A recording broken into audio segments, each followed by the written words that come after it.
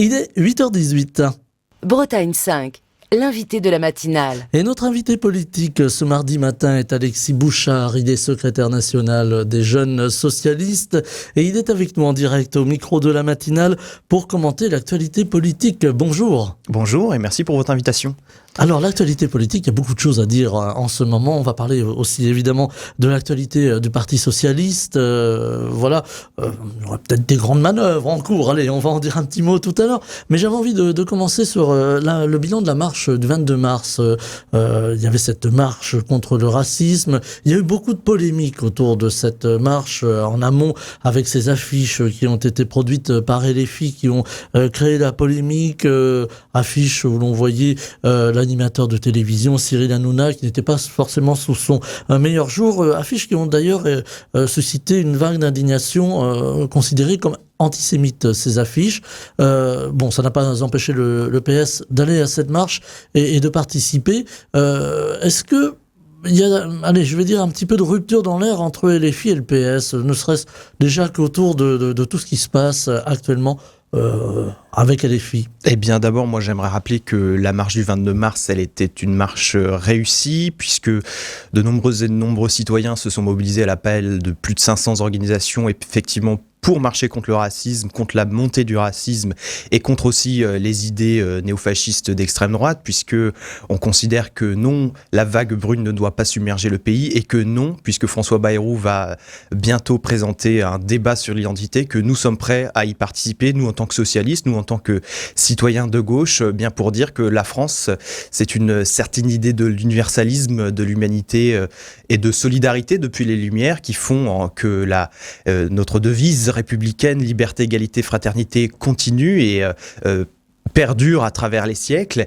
Et donc, nous serons prêts pour porter ce débat, pour dire que non, la montée du racisme et tout ce que essayent de faire monter les réactionnaires comme idée nauséabonde pour diviser les Françaises et les Français, tout ça, effectivement, sur une base, une haine raciste, eh bien, ce n'est pas une idée que l'on fait de notre France, de cette France-là qui existe depuis la Révolution et depuis le XVIIe siècle. En ce qui concerne LFI, puisque vous me posez la question, moi je considère que si on était d'accord sur tout, on serait depuis la nuit des temps dans le même parti, et qu'effectivement il y a bien des différences, en tout cas de méthode, sur l'approche d'aborder la manière de faire de la politique et surtout de porter nos idées, et en tout cas sur une certaine forme de stratégie politique aussi, là où nous avons des divergences. LFI considère qu'il faudrait taper sur sa gauche pour espérer augmenter l'électorat de gauche, en tout cas j'imagine son électorat à lui-même, puisqu'on sait très bien pertinemment que Jean-Luc Mélenchon est d'ores et déjà en campagne électorale pour la présidentielle de 2027. Or, nous disons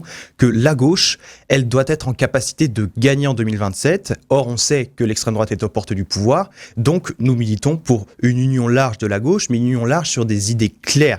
Et donc, cette marche contre le racisme, elle était contre tous les racismes, y compris contre l'antisémitisme. C'est ce que le Parti Socialiste et les jeunes socialistes ont rappelé lorsqu'ils ont appelé à marcher pour cette manifestation. Et c'est ce que nous avons rappelé dans les cortèges, puisque moi en l'occurrence j'étais à Rennes, il y avait une foule nombreuse et c'était très bon enfant, contrairement à ce qu'on a pu entendre ou dans des cortèges ailleurs en France. Mais en l'occurrence nous avons marché contre tous les racismes, donc contre l'antisémitisme également, contre l'islamophobie, parce qu'on sait que la haine anti-musulmane aussi augmente partout en France et c'est tout simplement pas acceptable. Et donc effectivement, s'il y avait une différence avec LFI, c'est sur cette approche, sur ces méthodes où nous on considère qu'il ne faut pas taper sur la gauche, il ne faut pas diviser les Françaises et les Français en communautés, en les catégorisant et en les essentialisant en fait à ce qu'ils sont. Nous considérons les Français tels qu'ils sont, comme français, et nous essayons d'effacer, en tout cas d'apporter des réponses aux inégalités entre les Françaises et les Français par le biais des inégalités économiques par ailleurs, sur le pouvoir de vivre, sur tout plein de choses qui effectivement concernent les minorités, mais en l'occurrence ce n'est pas en divisant les minorités entre elles qu'on va parvenir à rassembler et surtout faire battre l'extrême droite. Avec là aussi donc ce débat, vous y faisiez référence, voulu par le Premier ministre, c'est une bonne idée de débattre, de libérer la parole, que les Français puissent, les Français ou les partis politiques en l'occurrence, puissent se parler, puissent essayer de se comprendre à défaut de marcher dans le même sens. Alors moi je ne suis pas un grand supporter de François Bayrou, vous l'aurez remarqué, mais en l'occurrence je trouve que c'est une bonne idée. Pourquoi ? Parce que le sujet de l'identité nationale, de peut-être l'immigration, on verra ce qu'il en est des détails de ce débat. Faut peut-être désamorcer justement à travers un sera débat. Évidemment à désamorcer, mais surtout ne sera plus vu sous le prisme de l'extrême droite. C'est-à-dire que là, on a l'opportunité pour toutes les formations républicaines, et j'en appelle aux formations républicaines de gauche, de se saisir de ce débat pour créer véritablement une alternative au discours qui nous est fait par l'extrême droite et la droite extrême depuis des décennies, pour dire effectivement que la France, l'identité de la France, c'est une France issue de la Révolution, des Lumières, et que ces idées de solidarité, de liberté, de fraternité, comme je disais juste au début, c'est une idée de la France qui est complètement omise par l'extrême droite, qui déverse un agenda, en tout cas une haine raciste pour satisfaire son agenda politique de division des classes populaires notamment, mais ce n'est en aucun cas une idée de la France telle qu'elle est historiquement. La résistance, le général de Gaulle, tous ces gens se sont unis dans un moment de l'histoire récente, on pourrait le penser, contre la montée de l'extrême droite, contre le régime de Vichy, et donc tous les héritiers, en l'occurrence, enfin tous les pères spirituels de l'extrême droite actuelle telle qu'on la connaît. Et donc c'est bien là où on doit se saisir du débat pour justement rappeler l'histoire, tout simplement, pour ne pas commettre les erreurs. On dit lire l'histoire pour ne pas commettre les erreurs, mais là, on n'a jamais été aussi proche de cette nécessité absolue de le faire. Et donc, la gauche, en responsabilité, doit se saisir de ce débat, et ça peut être une opportunité, encore une fois, pour aller chercher de nouveaux droits, pour plus de solidarité, pour faire en sorte qu'en France, le vivre ensemble soit une réalité. Avec un déplacement remarqué, celui de Jordan Bardella en Israël, à l'invitation du Premier ministre israélien, avec également Marion Maréchal qui l'accompagne dans ce déplacement. Est-ce que ça vous choque finalement, cette normalisation, permettez-moi le terme, du Rassemblement national, normalisation et reconnaissance quelque part, je dis bien par une part de la communauté juive? Non, ça ne me choque pas parce que on le voit bien depuis maintenant des années, le phénomène de banalisation du RN est bien ancré dans le paysage politique, et qui plus est depuis quelques mois, quelques années, effectivement dans le paysage international. On parlait de l'international fasciste qui se met en place depuis notamment l'élection de Trump, où on a vu tous les oligarques, tout plein aussi de diplomates et de femmes et hommes politiques d'extrême droite se presser au pupitre de l'investiture de Donald Trump. Marine Le Pen, par ailleurs, a l'habitude d'aller voir des dictateurs en Afrique. Là, Benyamin Netanyahou, qui est quand même à la tête d'un gouvernement d'extrême droite, on va pas dire qu'on est étonné de le voir inviter Marion Maréchal et Jordan Bardella. Donc, ce qu'il faut que nous, on se dise, c'est que pour enrayer cette montée de l'extrême droite qui s'internationalise, il faut faire bloc. Et il faut faire bloc avec toutes les forces progressistes de gauche et républicaines partout à travers le globe. Moi, en tant que membre du Parti socialiste, je suis membre de l'Internationale socialiste. On n'en parle pas assez. C'est se ressaisir de toutes ces instances, de tous ces moyens pour effectivement permettre à ce que on parle de l'actualité sous un autre prisme. Et effectivement, Pedro Sanchez, président, en tout cas Premier ministre de l'Espagne, président de l'Internationale socialiste, donc quelque part un petit peu mon chef sur les questions internationales, si je peux le dire ainsi, lui, il porte une alternative sur l'actualité internationale. Il va opposer au discours de Jordan Bardella, Marion Maréchal et Benyamin Netanyahou sur la question du Proche-Orient, la reconnaissance d'un État palestinien, l'arrêt de l'importation d'armes pour Israël, ou la reconnaissance d'Israël par l'Union européenne. Tous ces leviers diplomatiques qui permettront peut-être d'avoir une paix durable, en l'occurrence au Proche-Orient, et qui permettent, en l'occurrence, puisque c'est quand même le nerf de la guerre, un cessez-le-feu immédiat et permanent pour empêcher à ce que effectivement des civils, notamment sur la bande de Gaza, puissent être tués sans vergogne. Et donc nous, ce sont toutes ces propositions, tout ce que nous portons avec l'Internationale socialiste, il faut élargir cela, peut-être, en tout cas, faire en sorte que toute l'internationale progressiste, républicaine et pacifiste, quelque part, puisse aussi s'écouter, se parler et parler d'une même voix. Avec ces bruits de bottes, ces bruits de guerre, ce langage guerrier, on entend parler de réarmement, on entend également parler d'économie de guerre, et puis Donald Trump. Voilà, vous avez prononcé son nom plusieurs fois, Donald Trump et sa politique, une politique qui quand même interroge. Alors au niveau international, évidemment, on a compris que c'était une politique économique très agressive, une politique aussi un petit peu à la manière d'un empire. On a vu ses vues sur le Groenland, il lâche pas le morceau, on l'aura compris, voire voire même sur le Canada, qui parle maintenant de se défendre. Je ne pensais pas dire ça un jour au micro de la matinale de Bretagne 5.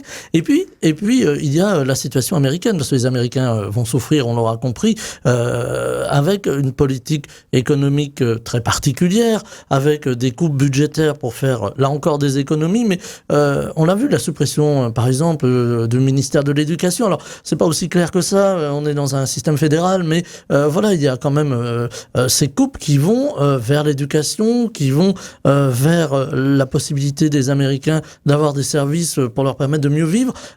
Est-ce que c'est inquiétant, finalement, cette espèce de politique bulldozer? C'est inquiétant, d'autant plus qu'on dirait que c'est une politique incompétente, puisqu'on se rend compte maintenant, puisqu'on a un petit peu de recul, quand bien même il est assez court, que la Cour suprême des États-Unis commence à retoquer un certain nombre de décrets, en l'occurrence pas mal, pour tout dire, de décrets que Donald Trump a signés quand il est arrivé. Qu'il signe avec son crayon. En investiture. Donc on se dit, il y a peut-être de l'espoir dans effectivement ce qu'on a conçu dans la séparation des pouvoirs, de ce que effectivement la Cour suprême peut garantir comme garde-fou d'un certain nombre de droits et de garantie que l'état de droit puisse aussi perdurer, y compris même aux États-Unis, quand bien même ce n'est pas parfait. Mais effectivement, on pourrait se dire que là, il y a peut-être l'espoir d'un dernier rempart, effectivement, à tout ce que l'extrême droite pourrait mener, en l'occurrence. Il est fragile, ce rempart. À grande échelle. Il est fragile.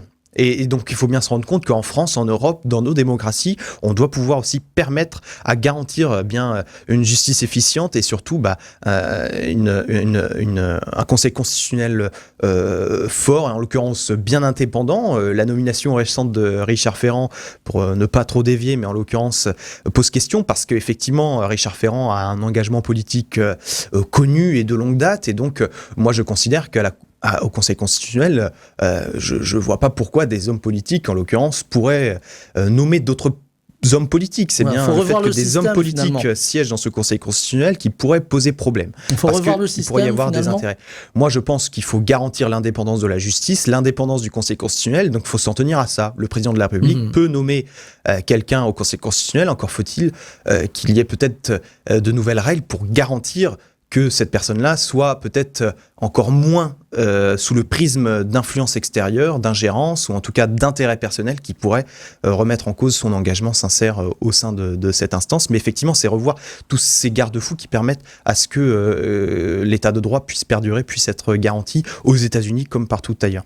Alors, on a entendu aussi aux États-Unis cette attaque vers les médias. Alors, vers les médias qui parlent à l'étranger. On pense à Voice of America, la Voix de l'Amérique, l'équivalent de notre Radio France Internationale ici en France.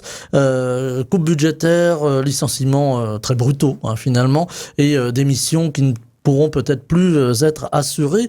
Alors on a entendu ici en France tout un débat autour de l'Arcom, le régulateur des médias en France, l'autorité de régulation, l'ancien CSA, avec la suppression de C8. Alors vous me voyez venir, est-ce qu'on n'est pas déjà sur un petit marchepied qui pourrait être un appel d'air pour la suite, si d'aventure, justement, on était amené à avoir un gouvernement peut-être d'extrême droite? Est-ce qu'on n'ouvre pas la boîte de Pandore en supprimant des chaînes de télévision, en ayant ce qui est considéré un petit peu comme une attaque à la liberté de circulation des idées, etc. Voilà, je me fais un petit peu l'avocat du diable, mais est-ce que c'est pas dangereux, justement? Est-ce qu'il faut être prudent là-dessus? Bien sûr, parce que l'extrême droite en France, comme elle est incapable de réfléchir, elle porte sur Elon Musk, sur Donald Trump et de tout ce qu'il y a aux États-Unis comme modèle à transposer en France, alors que les États-Unis... Vous remarquerez que je vous ai épargné, mais Elon Musk... Bien sûr, on voit bien qu'il y a une gestion peut-être entrepreneuriale, mais qui ne marche pas, puisque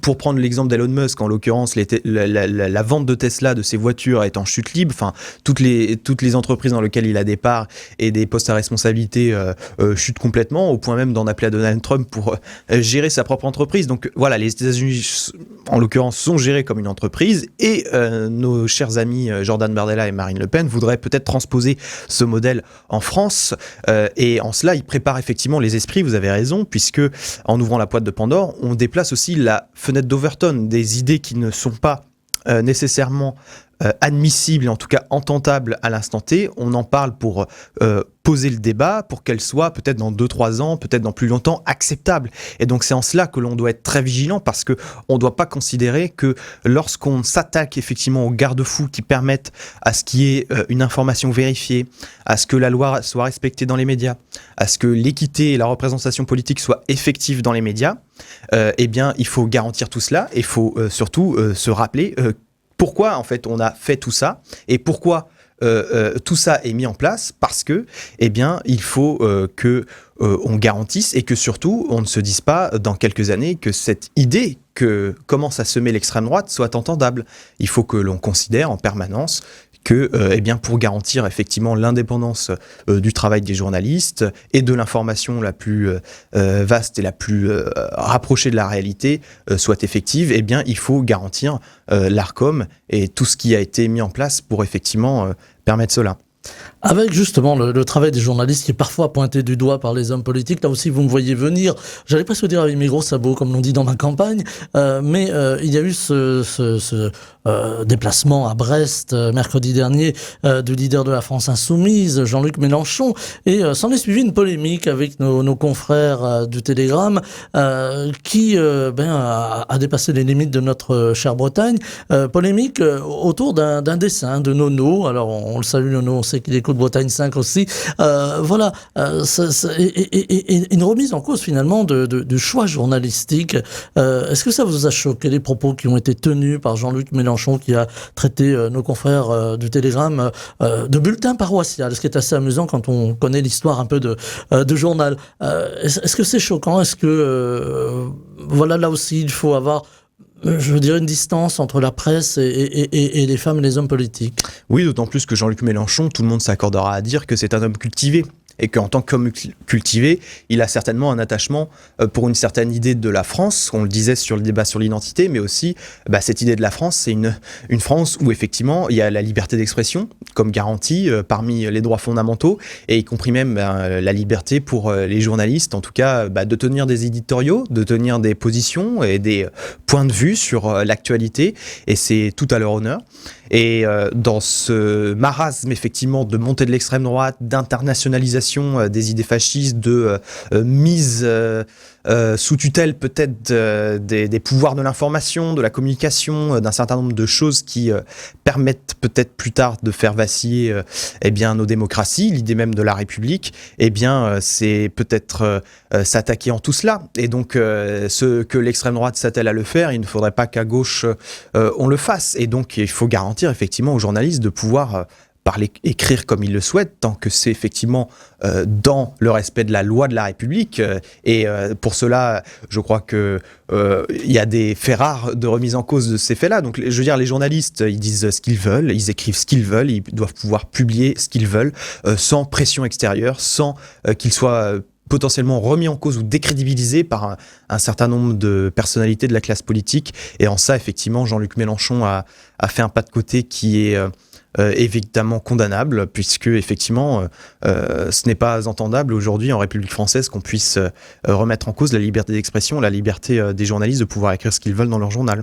Voilà, avec un Jean-Luc Mélenchon qui en son temps a soutenu Charlie Hebdo. Voilà, on s'interroge. Et effectivement, on en profite pour rappeler notre soutien ici à Bretagne 5 à nos confrères du Télégramme. J'avais envie de vous entendre sur le Parti Socialiste. Vous allez me dire, vaste programme. Il y a beaucoup de grandes manœuvres aujourd'hui. Il y a un congrès qui se prépare. Est-ce que Olivier Faure va conserver son poste? C'est la grande question aujourd'hui. Et puis, il y a le terrain. Il y avait ce week-end, samedi dernier, le printemps de souffle breton qui avait lieu à Liffré à l'initiative du président de région Loïc Chenet-Girard. On s'est aperçu que Nathalie Appéré n'était pas là. Alors voilà, ça fait un petit peu parler dans les gazettes. Geste politique ou rien de tout cela? Moi, je ne parlerai pas pour Nathalie Appéré, je ne la connais pas personnellement, mais y compris moi, en l'occurrence, si je peux transposer la question sur moi, je n'étais pas présent au printemps du souffle breton, parce qu'effectivement il y avait cette marche du 22 mars contre le racisme et l'extrême droite, et parce qu'effectivement j'avais un certain nombre d'autres engagements, mais effectivement on a bien senti qu'au printemps du souffle breton, même s'il y avait une idée peut-être de renouer avec une certaine idée de la social-démocratie, peut-être reparler plus aux syndicats, aux corps intermédiaires, aux associations, en cela c'était potentiellement une bonne initiative, mais effectivement dans la temporalité, dans la période dans laquelle nous sommes, et au vu effectivement des invités, des personnalités qu'on a vu défiler à l'IFRE, ce n'était peut-être pas en tout cas l'objectif premier. Moi je considère que, à titre personnel, mais je sais que beaucoup le pensent dans ma famille politique, ce n'est pas en créant de multiples autres petites formations politiques autour de sa personne, pour beaucoup, que l'on parviendra à faire gagner la gauche demain, et que c'est bien en étant, disons, dans une force politique républicaine, en l'occurrence le Parti socialiste, uni, et surtout nombreuses de ses militants, riches de ses militants et diverses de ses élus partout dans les territoires, que l'on parviendra à dresser un projet qui réponde le plus aux attentes et aux réalités de nos territoires, mais aussi de nos concitoyens. Et donc la démultiplication des organisations politiques, de quelque manière qu'elles soient. Ce sont de nouveaux courants qui se créent finalement. Je pense plus à diviser qu'à unir, parce que tous ceux qui les créent vous diront bah non, moi je suis dans le rassemblement, on va unir et tout. Mais moi je suis pas sûr qu'en réalité, en tout cas, ça a fonctionné, en tout cas à gauche, dans l'histoire récente, dans l'histoire politique récente, pour permettre à ce que la gauche gagne demain. Donc moi, j'entends, je dis que effectivement le débat doit continuer, et en cela Loïc Chénier-Girard a raison potentiellement, de créer des espaces, mais encore faut-il qu'il soit clair sur ces espaces, parce que il disait il y a encore pas si longtemps que ce n'était pas un parti politique, et j'ai reçu, moi, dans ma boîte mail, il y a pas si longtemps que ça, un bulletin d'adhésion, et dans les clauses, effectivement, le souffle breton, c'est devenu un parti politique. Donc, qu'est-ce que va devenir cette organisation politique ? Est-ce qu'elle a un but final ? Est-ce que c'est les élections présidentielles ? Dans les régionales, déjà, on se projette les très régionales, loin. ou peut-être avant, les municipales, les présidentielles, on ne sait pas. Et donc, moi, je considère que le souffle breton, Loïc Chénier-Girard, a tout intérêt, et surtout toute la légitimité, parce que c'est un camarade aussi, de revenir à la maison, de revenir au Parti socialiste, parce que sa voix compte, parce que des militants aussi pensent comme lui, et surtout serait prêt potentiellement à revenir à la maison en le soutenant et en soutenant sa démarche, mais en l'occurrence on le fait en bonne et due forme,